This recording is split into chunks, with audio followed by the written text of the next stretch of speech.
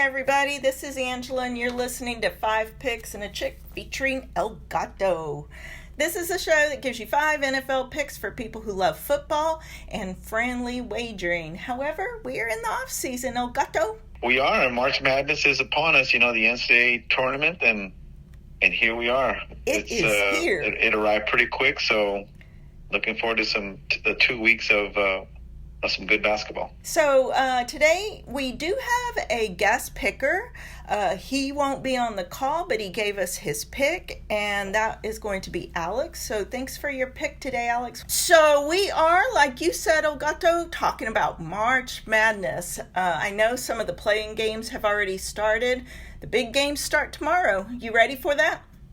I am. These games, they get started early, right around 11, 12 o'clock Central Time, and then it's a full day of basketball, Thursday, Friday, and then we go into the weekend with a round of 32, and then matriculate, move on to Sweet 16, Final Elite 8, and Final Four. So, yeah, it's going to pass by quick, so looking forward to it.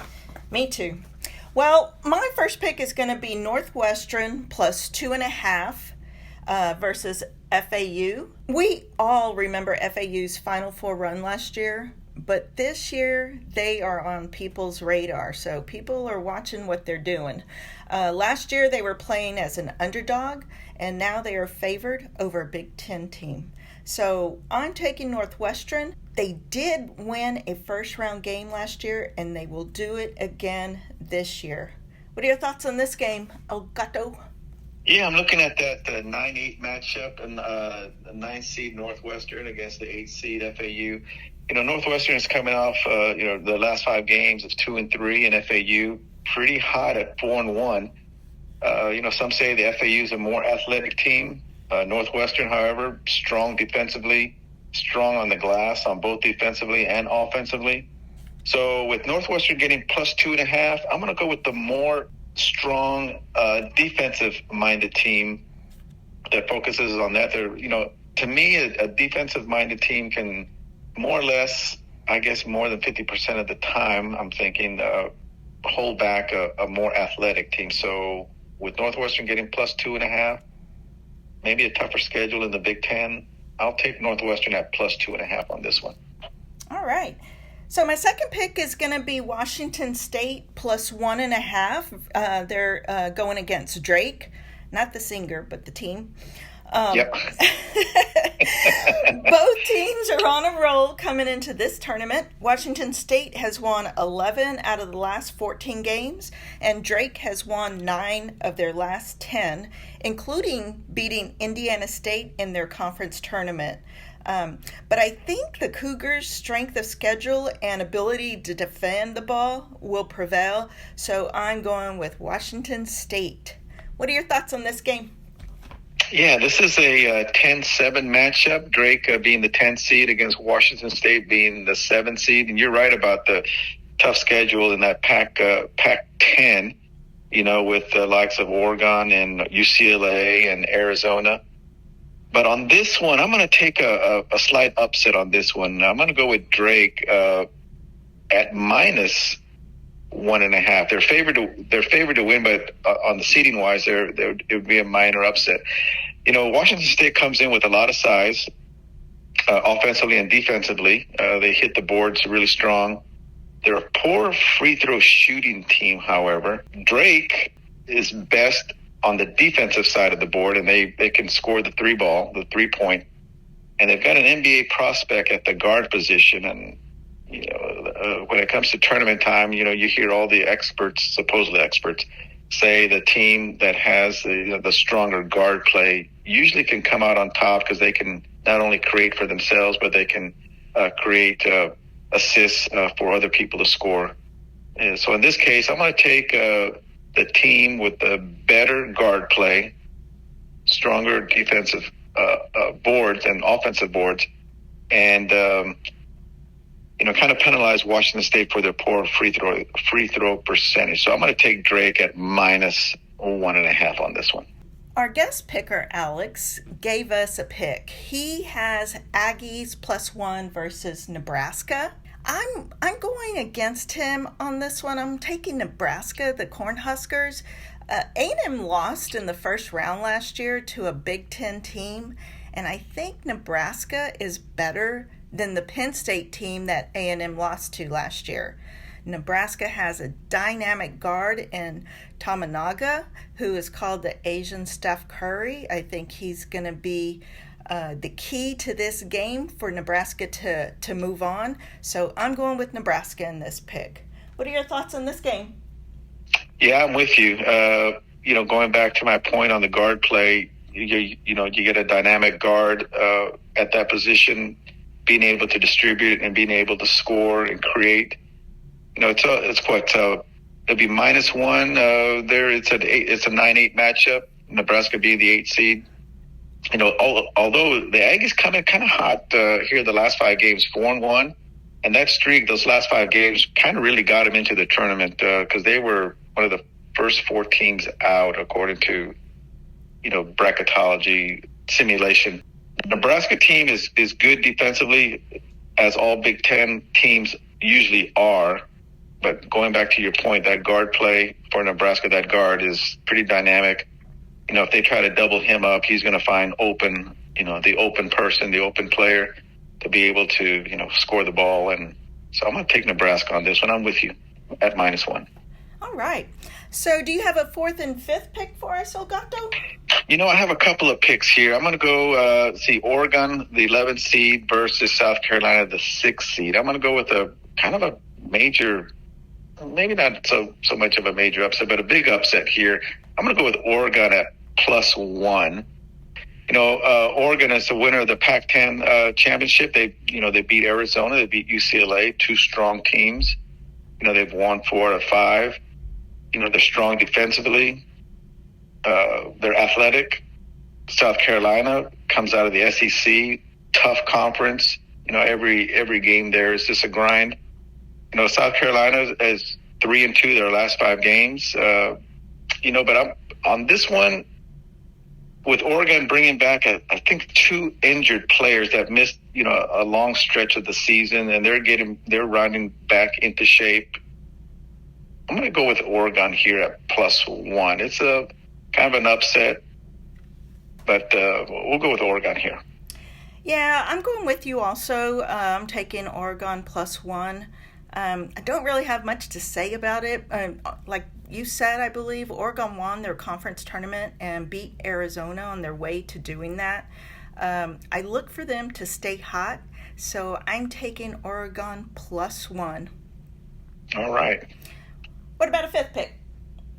My 5th and final pick. I'm going to go, this is a 12-5 matchup. It's a McNeese versus Gonzaga. McNeese being the 12th seed, Gonzaga being the 5. Gonzaga has been in the tournament 12, 15 straight years. They started out as the Cinderella teams, early on, but now they've proven themselves with that longevity of making the tournament and also advancing, even making the finals. I think a couple of years ago, losing out to Baylor. They're at -6.5. They're a well-rounded team, offensively, defensively. They don't foul a whole lot, meaning they don't put teams on the line very, very often or very much during the game. McNeese, strong team.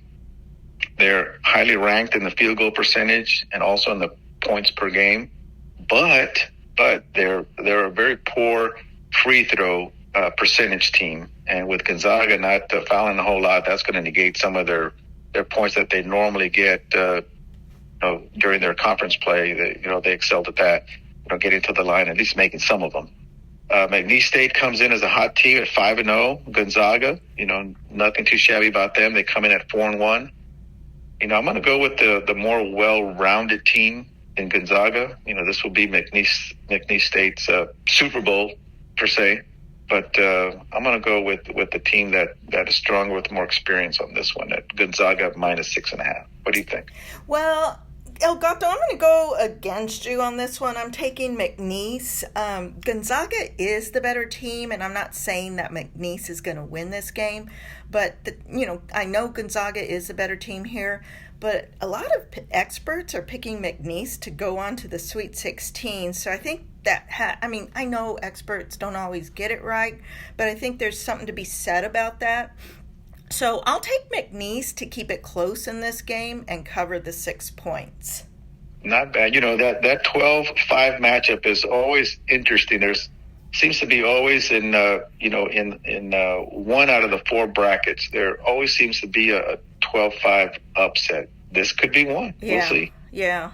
Yeah, like those 8-9 games. I think we had a couple in here, and those, really could go either way. But these, like you said, the 12 seed beating a 5 seed, it happens every time. We see it happen. Oh, yeah. Every March Madness. So this might be one of them, Elgato. This might be one of those 12-5 games where we see the 12 seed move on. But and that's what makes it interesting, right? We'll see. Exactly.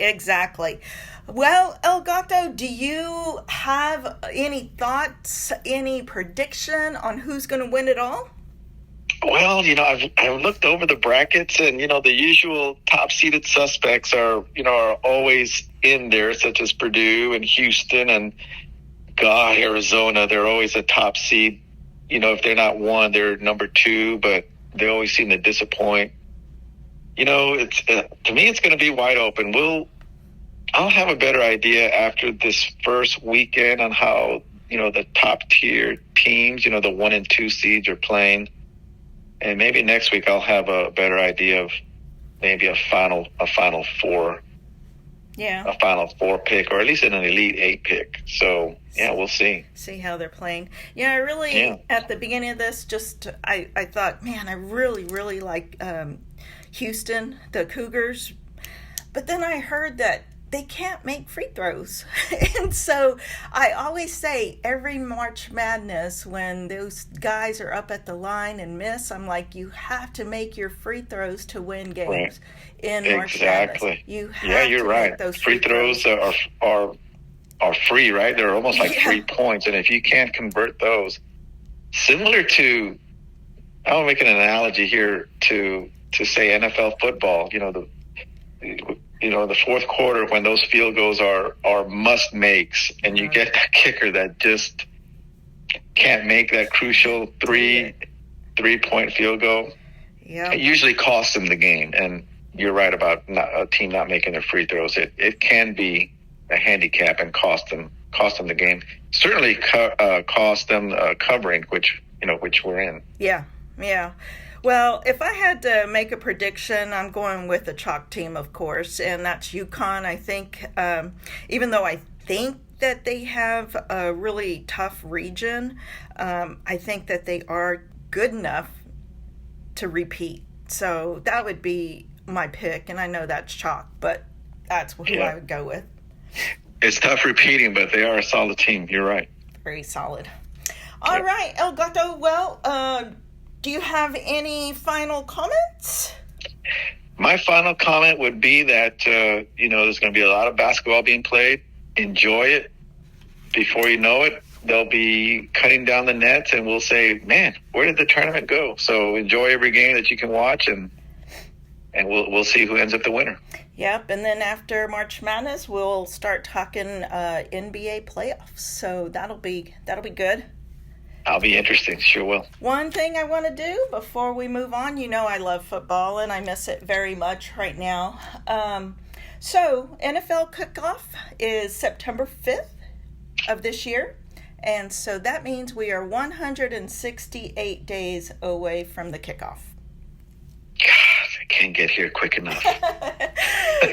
It'll fly just like they always do. Right. All right, Elgato. Well, if you made it to this point in our podcast, and I'm glad you have made it to this point in our podcast, Elgato. Me too. We just want to thank you for listening to 5 Picks and a Chick. Be sure to tell your friends about us. Also, hit the subscribe and like button on our YouTube channel at 5 Picks and a Chick. You can find us wherever you get your favorite podcast, or even ask Alexa to play 5 Picks and a Chick. Thank you to Alex for giving us his pick in the Aggies. And next week, make sure to join us. We're going to have Big Zay on. We'll probably have that uploaded on Wednesday. And as always, thank you to El Gato for being part of 5 Picks and a Chick. 1, 2, 3, break. All right.